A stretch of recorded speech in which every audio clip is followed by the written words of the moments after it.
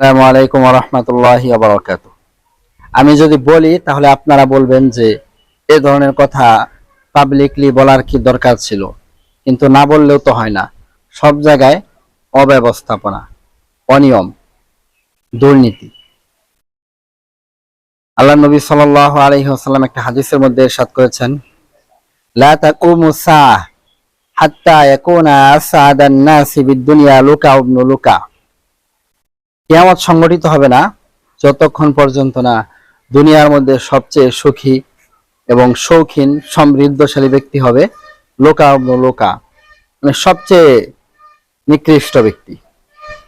অনেক মুহাদ্দিস নিকরাম ব্যাখ্যায় বলেছেন, লোকা ইবনু লোকা, কমিনার ছেলে কমিনা, যতদিন পর্যন্ত নেতৃত্বের আসনে না আসবে ততদিন পর্যন্ত কিয়ামত সংগঠিত হবে না।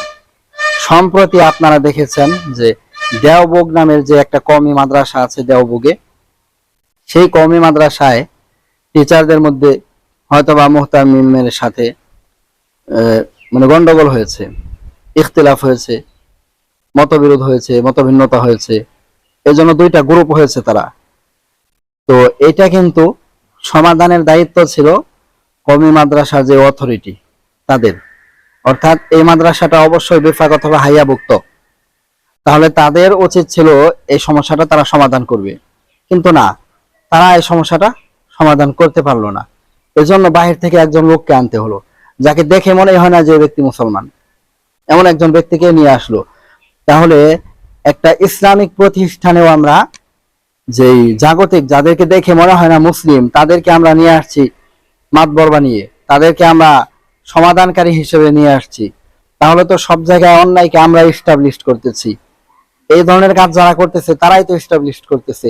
এইখানে তো উচিত ছিল যে হেফাজতে ইসলাম আসবে গিয়ে, অথবা বিফাকুল মাদারিসিল আসবে, হায়াতুল উলিয়া আসবে, তারা বিষয়টা সমাধান করবে, কিন্তু না, তারা বিষয়টা সমাধান করতে পারলো না। জাতি কি দেখতেছে?